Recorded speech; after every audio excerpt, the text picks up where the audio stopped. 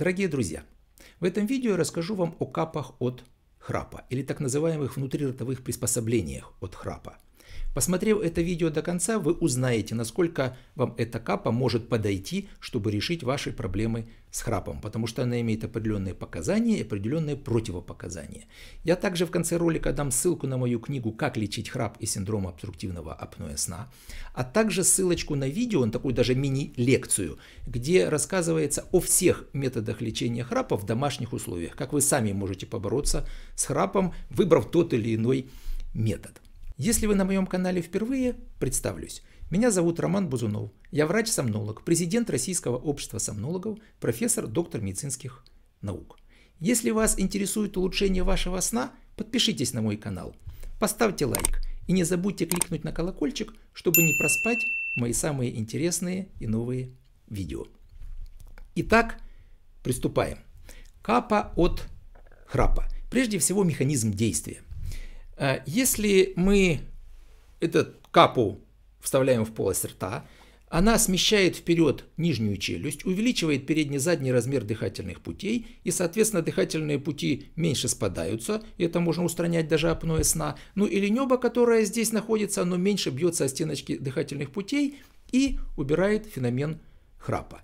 Основное показание к применению капы – это так называемая ретрогнатия или смещенная назад нижняя челюсть. Вот здесь вы видите фотографии, где видно смещенная назад нижняя челюсть, и такая вот нижние зубы, они смещены кзади, а достаточно большой зазор между верхними и нижними зубами.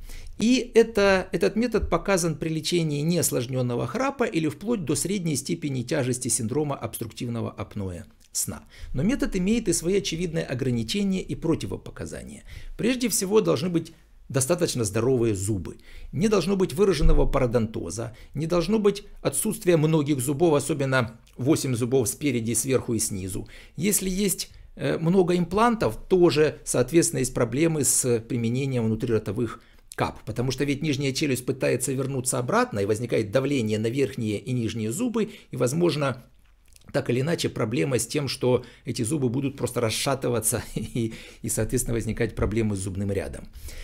Также нужно сказать, что у пациентов со средней тяжелой степенью апноэ и с ожирением эти капы тоже могут не давать эффекта, но тоже достаточно объяснимая ситуация. У нас, как я говорил, дыхательные пути себя эльбис представляют. А если у человека ожирение, то, как правило, такие жировые боковые валики сдавливают дыхательные пути. Они становятся фактически круглыми у пациентов с ожирением. И если мы будем выдвигать вперед нижнюю челюсть, то они могут просто спадаться вот с боковыми поверхностями. И ситуация или не улучшится, или даже может ухудшиться, опять же, у пациентов с ожирением и со средней степенью и тяжелой степенью обструктивного апноэ сна. Но, еще раз говорю, в своей нише капы могут, в принципе, давать достаточно хороший эффект. Еще нужно тоже сказать, что у пациента не должно быть травм нижней челюсти или проблем с верхнечелюстным суставом, потому что, опять же, определенная релокация, смещение вперед нижней челюстью может вызывать проблемы с суставами, болевые ощущения или даже различные варианты артроза у этих суставов. Таким образом, еще раз, есть очевидные показания и противопоказания к этому методу. Ну и еще проблема все-таки это в полости рта оказывается инородное тело. И не все пациенты могут выносить его, возникает выраженное слюноотделение, иногда же рвотный рефлекс. Да, можно постепенно привыкать к этой капе, но некоторые пациенты все-таки не могут ее переносить в полость рта, и таких около 30% от всех тех пациентов, которым эту капу можно, так сказать, попробовать. То есть она у них показана, но пациент просто не может ее переносить. Теперь, что касается...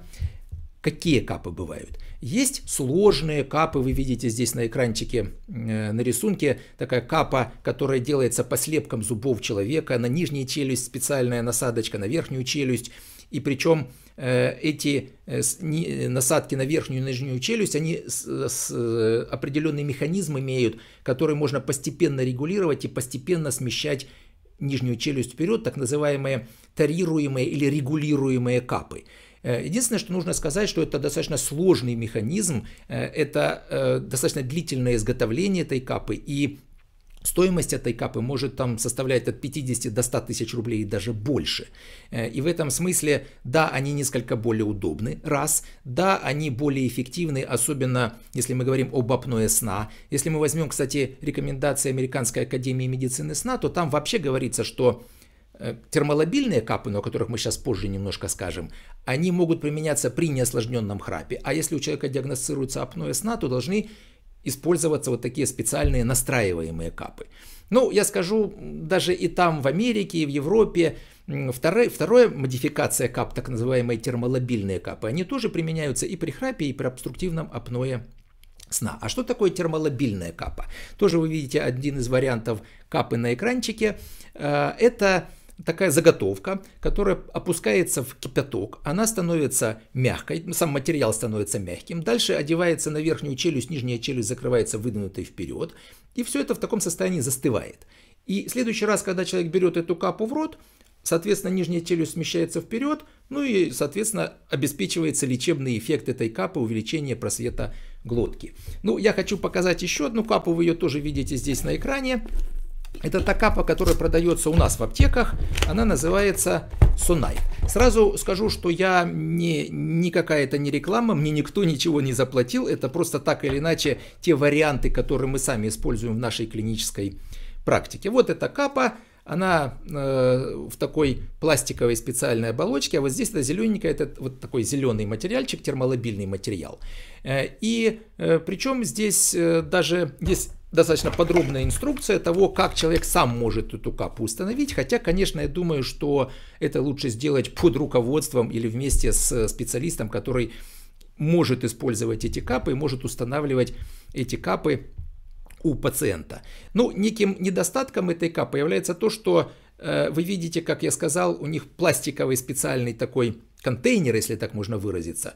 Вот здесь достаточно хорошо видно этот контейнер, да, пластиковый. И если челюсть достаточно большая, просто зубы могут немножко не помещаться в него и упираться в этот пластиковый контейнер. То есть самая зеленая термолабильная масса, она-то деформируется, а сам пластиковый контейнер нет.